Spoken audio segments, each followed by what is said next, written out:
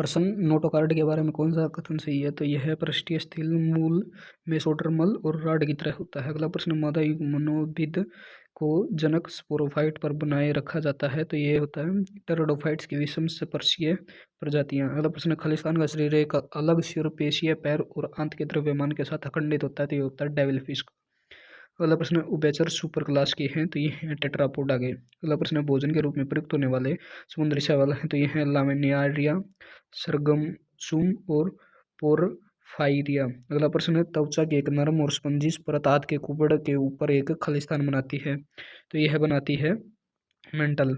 और अगला है बी, एक खालिस्तान गुहा जिसमें खालिस्तान जैसे गलफड़े होते हैं।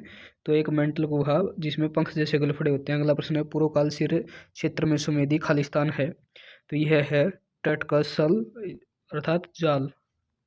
प्रोटोनिमा है, उत्तर हेलोइड और काई में पाया जाता है। अगला प्रश्न, नरम शरीर, द्विपक्षीय समरूपता, ट्रिप्लोब्लास्टिक और अखंडित जानवर जो आमतौर पर कैल्शियम कार्बोनेट से बने एक खोल द्वारा संरक्षित होते हैं। फाइलम किससे संबंधित है? तो ये है मोलस्का।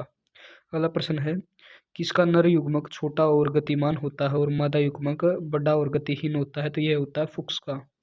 अगला प्रश्न है, नाटोकार्ड किस परत से प्राप्त होता है? तो ये होता है मेसोडर्म से। अगला प्रश्न है, मेगास्पोर कहाँ अंकुरित होते हैं? तो ये होते हैं मादा गैमोफाइट में। अगला प्रश्न है, जिस मुंह में भोजन के लिए फाइल की तरह का रेस्पिंग अंग होता है जिसे रेडुला कहते हैं, वह किस में पाया जाता है? उत्तर मोलस्का में। अगला प्रश्न है, विशाल लाल लकड़ी का पेड़ कौन सा है? तो यह है जिम्नोस्पर्म। अगला प्रश्न है, पृथ्वी पर 50% CO2 स्थिरीकरण किसके द्वारा होता है? तो ये होता है शैवाल के द्वारा। प्रश्न, एंजियोस्पर्म की भ्रूण थैली किससे बनी होती है? तो यह है 7 कोशिकाएं और 8 नाभिक से मिलकर बनी होती है। अगला प्रश्न है, एक एकोलोमेंट कौन सा है? तो यह है प्लेटिहेलिमेंथ्स। अगला प्रश्न है, हेटोस्पोर्स टेरिडोफाइट्स है। तो यह है सेलेनेजिनेला और साल्विनिया। अगला प्रश्न है, कौन ऑर्थोपोडा से संबंधित है? उत्तर पेरिपेट्स और केकड़ा, झींगा और बिच्छू और सेंटीपीड और तिलचट्टा। अगला प्रश्न, यदि एक फूल वाले पौधे की द्विगुणित संख्या 36 है, उसके भ्रूणपोष में गुणसूत्र संख्या क्या होगी? तो यह होगी चमन।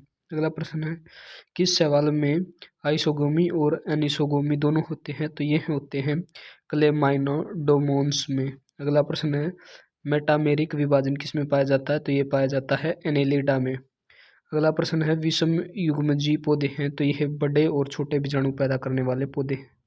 प्रश्न, शैवाल में बीजाणु निर्माण के दौरान होता है उत्तर अलैंगिक जनन। अगला प्रश्न, टेरिडोफाइट का जाइगोट है, बहुकोशिकीय स्पोरोफाइट का उत्पादन करता है। अगला प्रश्न, किस समूह के पौधे द्विगुणित होते हैं और अत्यधिक परिस्थितियों के अनुकूल होते हैं? वे शंकु नामक कॉम्पैक्ट संरचनाओं में असर वाले स्पोरोफिल विकसित करते हैं। तो ये होते हैं जिम्नोस्पर्म।